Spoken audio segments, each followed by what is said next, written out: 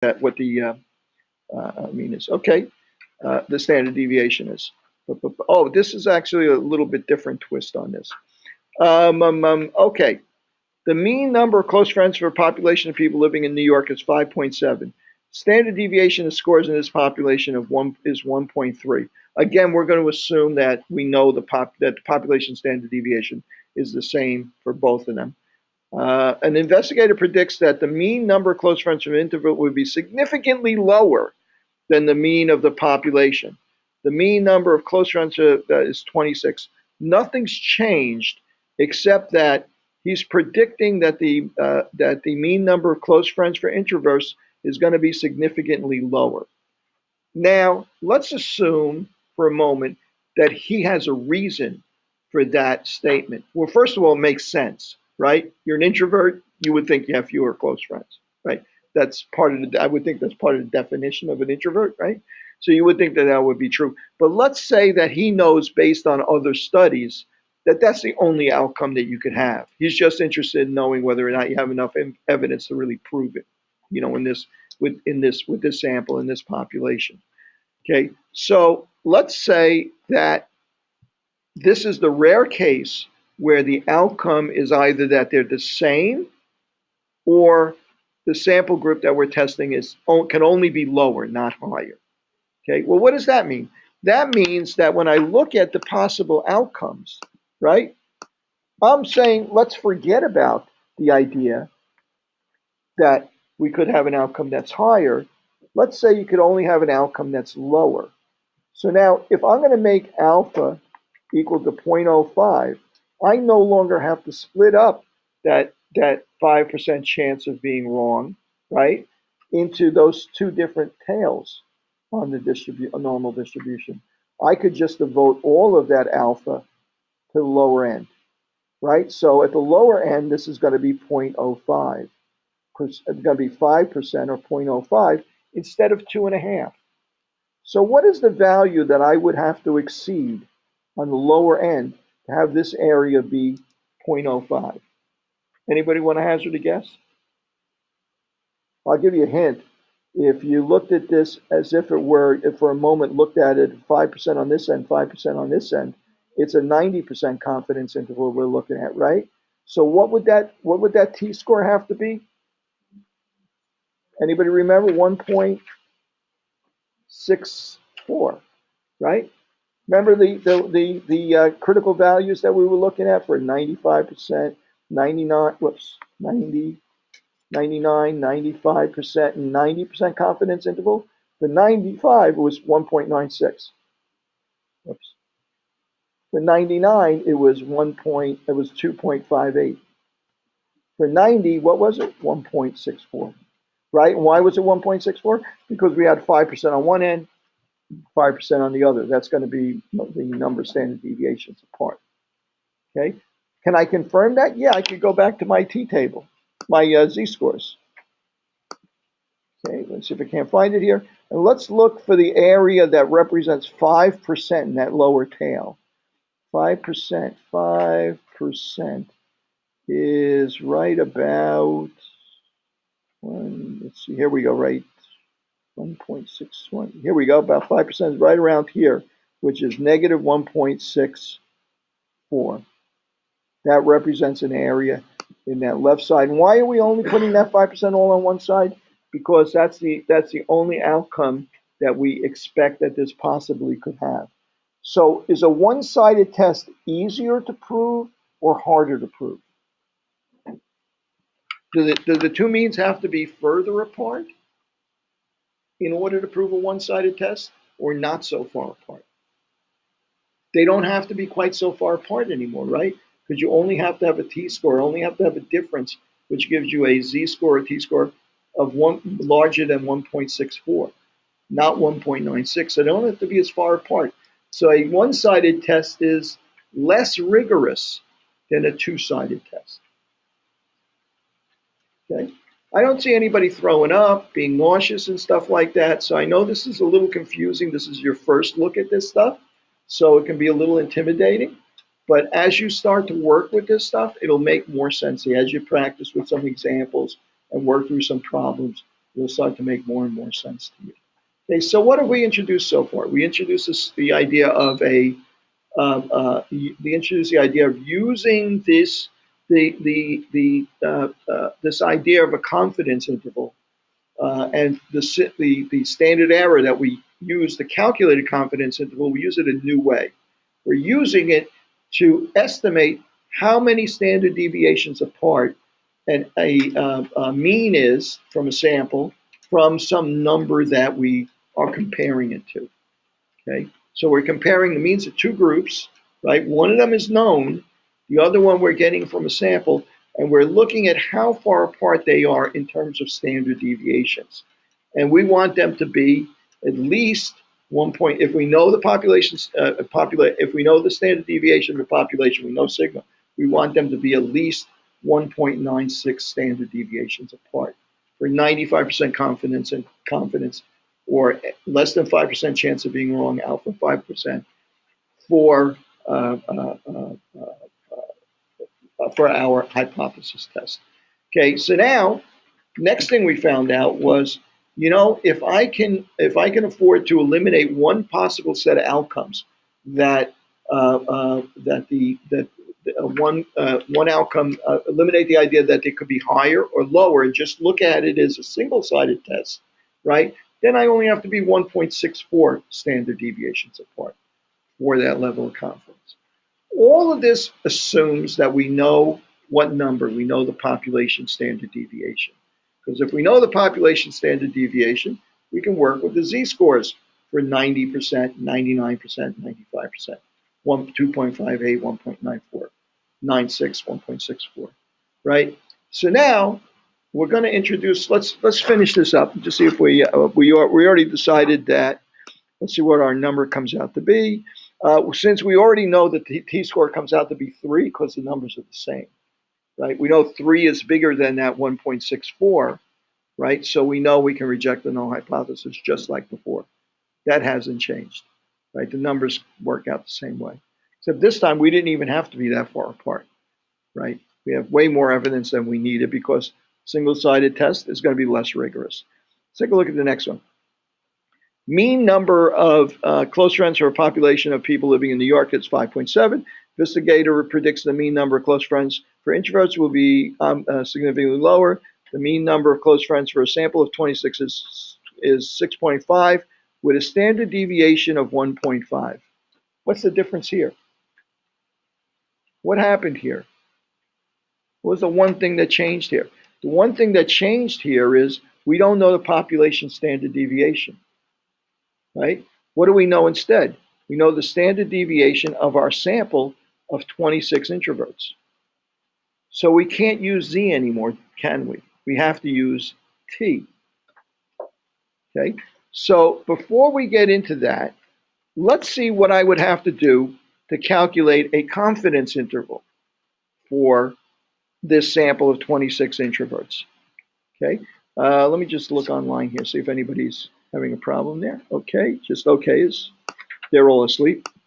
Okay. So yeah, let's take a look. How would I calculate a confidence interval here?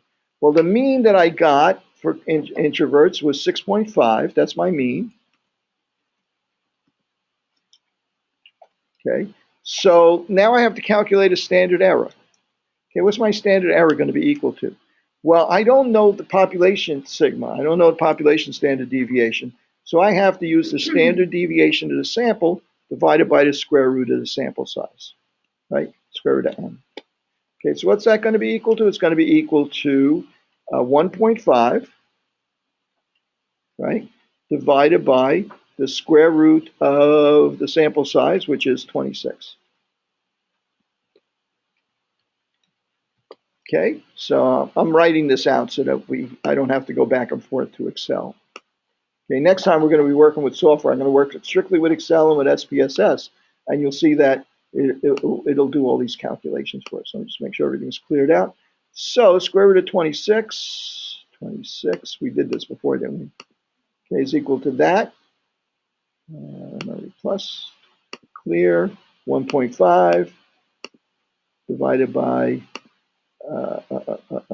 recall, equals still 0.3. It's going to be point. I'm going to call it 0.30. Okay. Okay. So that's our standard error. So now I'm going to calculate my confidence interval. My confidence interval is going to be equal to 6.5, right? Plus or minus.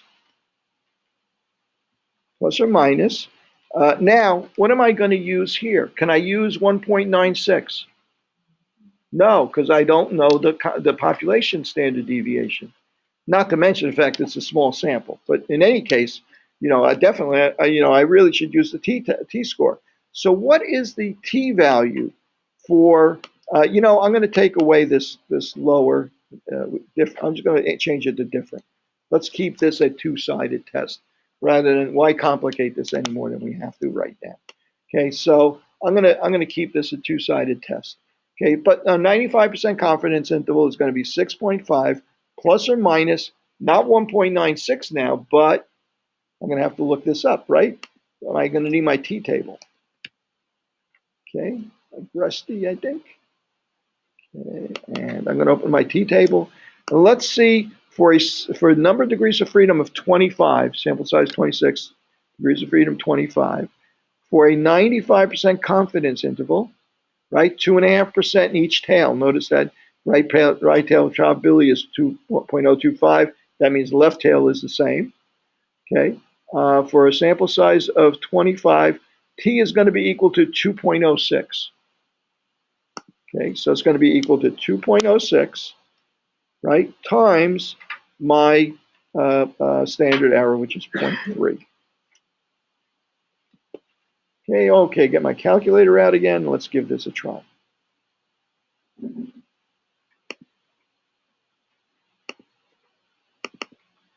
Okay, so 2.06. Let me clear my memory here. Okay, 2.06 times 0.3 is 0.61. That's our margin of error, right? And I'm going to put that into memory. Okay. So now I'm going to take my 6.5 and subtract my margin of error. That's going to be 5.8. 5.8, I'm going to call it 5.9. Okay, oops. 5.9 is going to be my lower limit. What's going to be my upper limit now? So clear. That's going to be 6.5 plus my margin of error. It's going to be 7.1. Okay, again, I urge you not to do what I do, with all this rounding, especially early on. Okay, so 5.9 to 7.1. Okay, I'm 95% certain that the real population mean for introverts is between 5.9 and 7.1. What did we get for the result for all New Yorkers? Or what do we know that the population mean is for all New Yorkers? It's 5.7. So it's outside of that confidence interval, 95% confidence interval. So that gives me a hint that I'm likely, when I do my t-test, that it's likely that I'm going to be able to reject my null hypothesis, right? There's reasons why we don't like to use this idea of whether it's inside and outside the confidence interval, but for one sample t-test, it's going to work pretty well all the time, pretty much. Once you get into two samples, it gets a little hinky doing something like this, comparing confidence intervals, but there's reasons for that. One sample, we're not going to worry about it too much, but we're going to go ahead and do it the right way. We're going to do a hypothesis test. Okay, so let's say the null and alternative hypothesis. Again, as we said before, null hypothesis, H null, right? Okay, what was H null? That the mean for all New Yorkers is equal to the mean for introverts. And the alternative, the mean number of close friends for all New Yorkers is equal to the mean, not equal to, mean for introverts. Right? Remember, I changed that one word, low, like saying that we're only interested in lower than, so it's a two-sided test, right? Okay, so another way of saying this would be that the mean for introverts is equal to, what was New Yorkers? 5.7, right? Same thing. And the mean for introverts is not equal to 5.7. They're really, I'm saying the equivalent things here when I phrase it those two ways. Okay, it's up to you which way you want to do it. Okay, so now calculate our standard error. We already did that, right? So that hasn't changed. That's going to be 0.30, right? Am I right? Yeah. And okay, so that's our standard error. Now we're going to calculate our t-value. How many standard errors apart are these two means? Okay, well, how are we going to calculate that? T, the number of standard errors apart is going to be equal to, it's going to be equal to the value we're testing. I'm going to do it so that I wind up with a negative number. It doesn't matter what I want, which one I do, really, for our purposes right now. 5.8, what was it? 5.7, right? Minus, what was our mean for introverts? 6.5, okay, divided by the standard error, right? That'll give us a number of standard errors apart, or t-scores, how many t-scores apart they are. And what does that come out to be? That's 0.3. Okay, let's do the calculation. Clear 5.7 minus 6.5 is this, divided by 0.3. Okay, it was 1.33 minus 1.33. Okay, so hang on a second. I think I made a mistake here somewhere, didn't I? Did I? What did I do wrong here? 6.5 plus or minus 2.0 to 0.06. That's 5.9.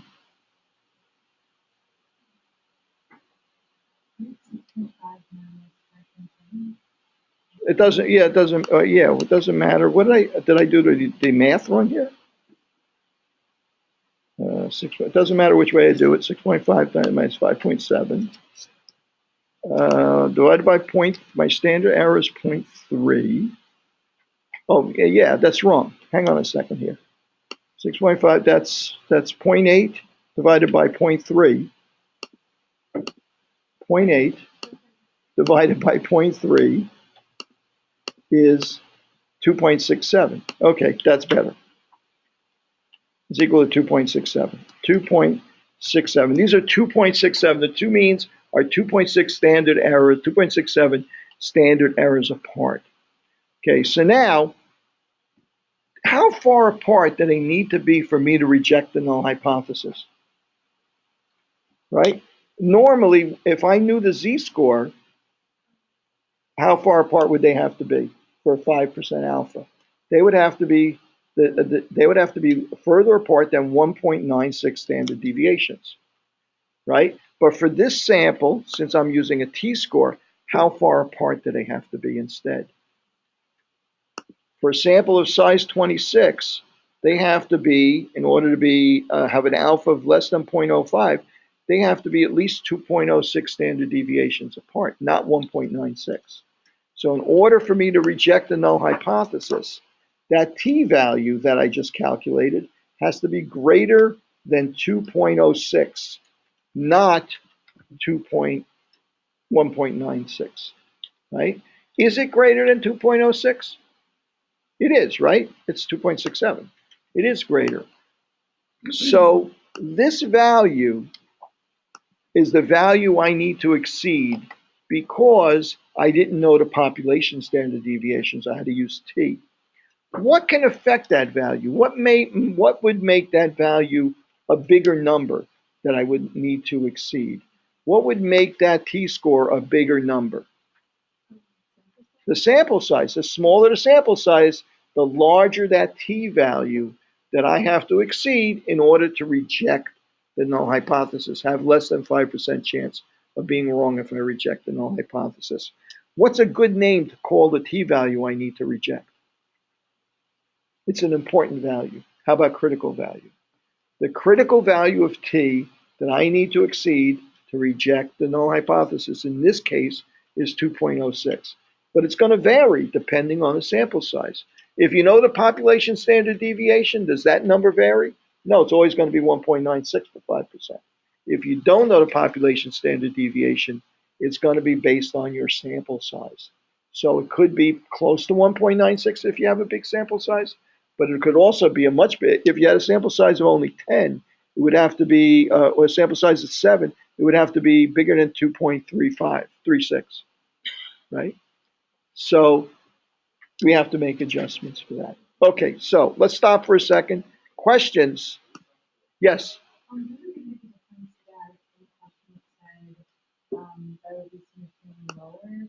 I changed that.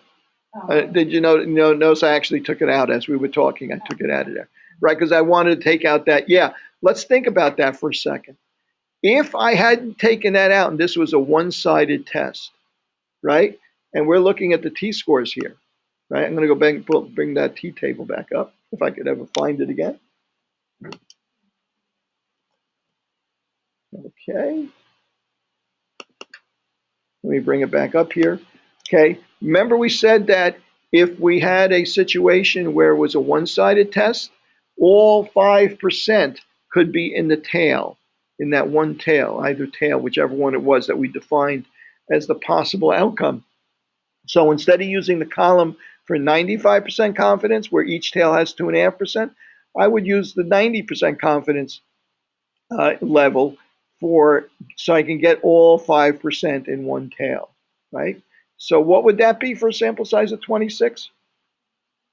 25, you would only have to exceed a t-score of 1.7 if it were a one-sided test.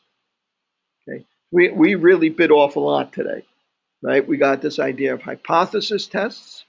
We got this idea of calculating a t-score, a z-score, if you know the normal distribution, for the difference in terms of standard deviations between a value that you know, a mean for a population that you know, and a mean from a sample of another population, and calculating how many standard errors apart that they are, so that we could wind up with a z-score or a t-score, depending on whether we knew that or not, and then choosing what that value has to be that we have to exceed to decide whether or not we can reject the idea that the two of these populations, the one you know and the one you only sampled, have the same mean or not. Okay, so that's pretty challenging stuff that we got through today, right? And I don't expect you to have all of it in your heads right now, but this is really kind of what we're going to be doing going forward. And as we go forward, what's the next step, do you think? I mean, do we usually know a whole population and then we take a sample of some other population? Usually, we don't know either population's means. We have to only derive them from samples that we take from. So most of our work, at least for the next few weeks, is going to involve samples from two different populations. In other words, population of diabetics and non-diabetics, population of people who have health insurance and people who don't have health insurance, people that took a placebo and people that took a drug, right? In most of the cases, we're not going to have the luxury of knowing what the mean is for either one of the two populations that we're examining, right? That we're going to have to depend on a sample from both of them. And instead of a two-sample t-test, a one-sample t-test, that's going to be a two-sample t-test, right? And so very rarely are we going to know the population means or standard deviations from either one of those two groups, right? So what kind of problems could that bring up? Well, number one, we don't know either mean for sure, right? So we got to compare the two of them. So now we have to decide what we're going to use for a standard deviation. Well, one of the things we can do is assume that the two groups have the same standard deviations, put these two numbers all together, merge them together, and calculate a single standard deviation for both of them based on all of the numbers. The other thing we might have to do is say, well, it doesn't really look like that. These numbers look much closer together in this group than in this group. And we might have to say, oh, they look like they have different standard deviations. How are we going to handle that? How are we going to determine if they're far enough apart, if they have two different standard deviations of two samples? So we're going to have different formulas we're going to work with. But this is going to get, a lot of this is going to get a little bit more based on you're recognizing the situation or reading the question correctly and then applying the right formula. So you're not going to have to do too much thinking about the theory about all this stuff as much as applying the right formula at the right time, and choosing the right test, right? Recognizing what's a single-sided test, what's a two-sided test, phrasing the null hypothesis, the alternative hypothesis correctly, and then actually running the test and comparing it to what the value has to be for you. Like, for instance, t-value has to be for you to reject the null hypothesis and accept the alternative hypothesis. Okay? And so what are we dealing with? What kind of data are we dealing with here? For the next 2-3 weeks, what kind of data are we dealing with? What do you find means of? You don't find means of categorical data, right? You find means of numerical data. We're dealing with numerical data. Later on, we're going to be looking at tests that involve categorical data. Do people that have insurance more likely to have diabetes, for instance? Well, let's see. There's two pieces of categorical data. Person one, insured or uninsured, diabetic or not diabetic, both categories. So we're going to be looking at that. We're going to be looking at correlation. Let's say two numbers, for instance, whether or not they are somehow associated, two pieces of numerical data, whether they're associated or not. For instance, if you have a higher cholesterol, are you more likely to also have higher blood sugar levels, right? Two of them are numbers. So for each person, there's a blood sugar level and a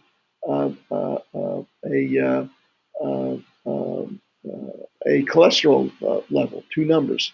So we might want to plot those and see as cholesterol level goes up, does blood sugar levels also go up for people? That's called a correlation. Okay, we're going to be looking at something called correlation and regression. So what we're going to be looking forward to is applying real-world tests to real-world data.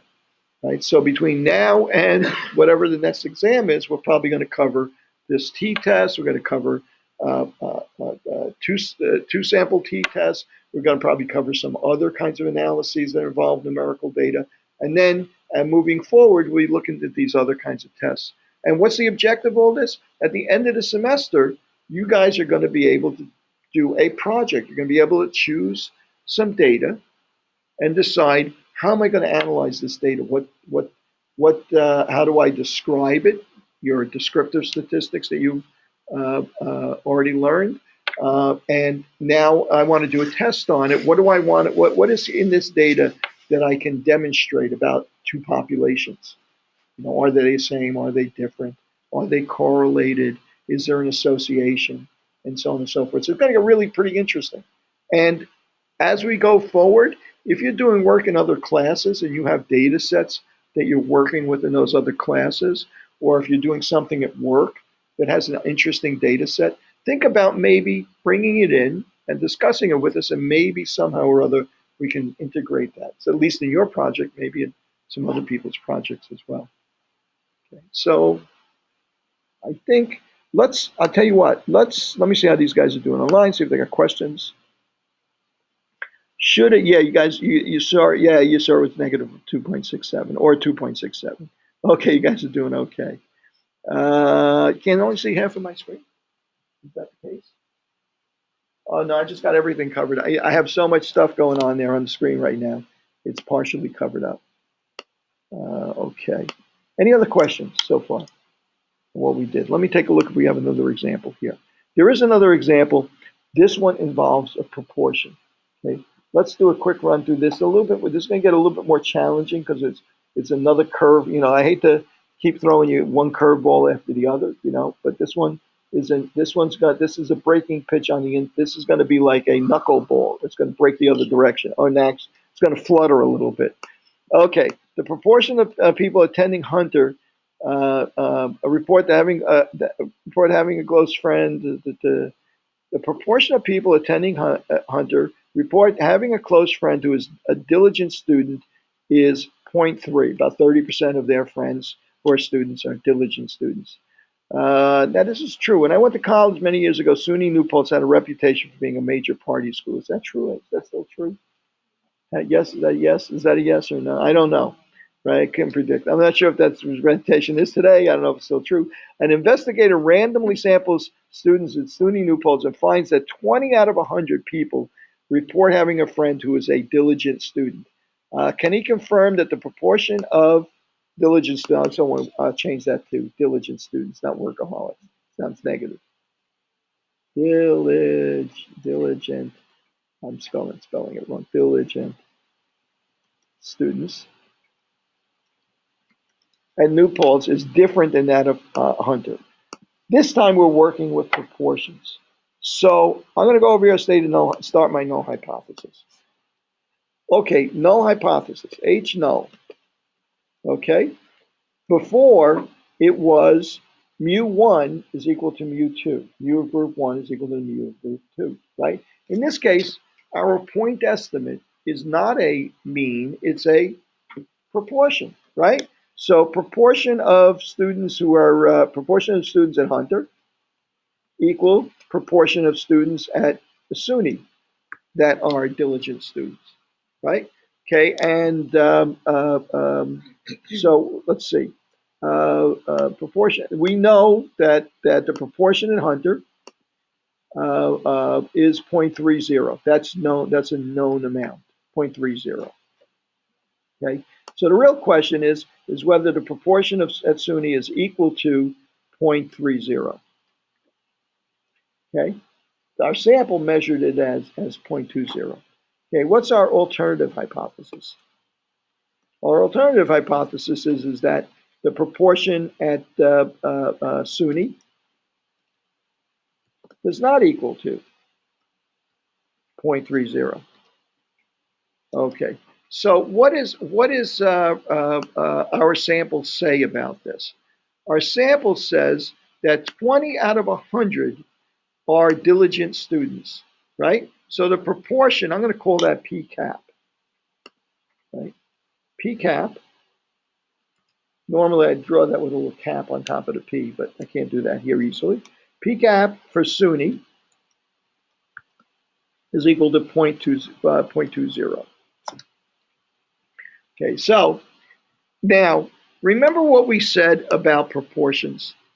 That normally we're not going to use the t-test in there. We're going to use the z-score. And the reason why we justified that was because when we were working with proportions, what did we say was a rule about sample size? Sample size had to be at least 15 in each group, meaning between the two of them, there's at least 30 people. So we're only going to be working with large sample sizes. So the sample size here, 20 out of what we got 20 in one group, diligent students, 80 who are not diligent students. So we satisfy that. So we're going to use the z-score here.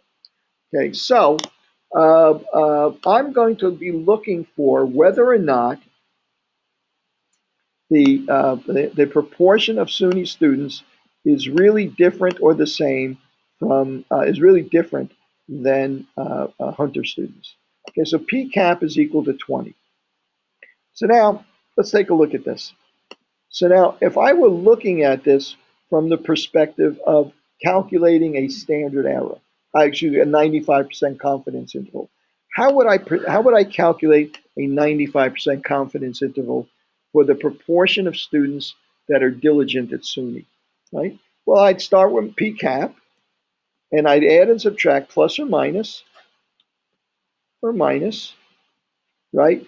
I'm going to choose 1.96, right, for a z-score, times my standard error. How am I going to calculate my standard error for students at SUNY? My standard error is going to be equal to, remember how we calculated it for proportions? Going to be equal to P, right? P times 1 minus P. Sometimes you'll see that described as, instead of P times Q, Q being 1 minus P, right? All of that divided by n. And we're going to take the square root of that whole thing. Okie doke. So I'm going to take my calculator. It'd be easier to do this actually with Excel, but I'm going to take my calculator. And we're going to, this is something we've done before. Calculator, I'm going to calculate my standard error. Clear. Okay, so P times 1 minus P. That's going to be 0.2 times 0.8, right? Divided by, okay, N. N was, what's our sample size? It was 100, right? Okay, it's going to be equal to 0.0016. And now I'm going to take the square root of that entire thing. And it comes out to be 0.04. That's what my standard error is. So I'm going to add that to my memory. Okay, so let's do a calculation where we calculate what our 95% confidence interval is for the proportion of students at SUNY that are diligent students. So that's going to be equal to, remember the 0.04? Equal to 0.04. So that's going to be equal to P cap, which was 0.20, plus or minus 1.96 times 0.4. Okay, what's that going to be equal to? I'm going to round that to 2 for our purposes. That's going to be 0.8. So it's going to be subtract 0.8 from 0.08 from 0.20. It's going to be 0.12. And the upper limit is going to be add 0.2 is going to be 0.28.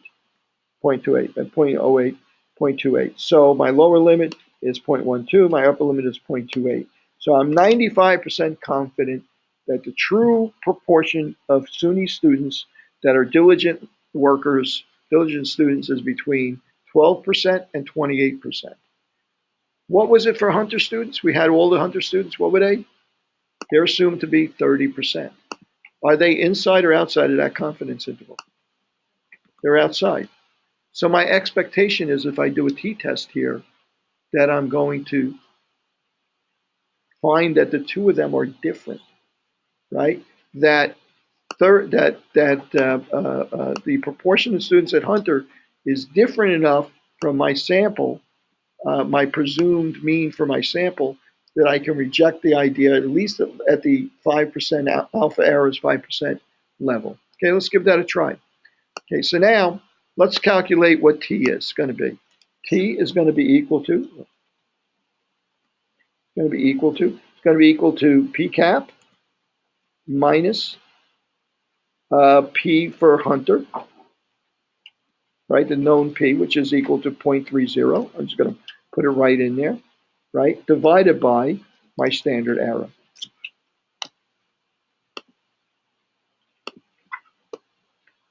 Okay, so what's the difference between these two things? P cap was how much? Was 0.20, right? 0.20 minus 0.30 is going to be 0.10 divided by 0.04. So what is my t-score going to be? Or my z-score in this case? It's going to be equal to 2.5. Right?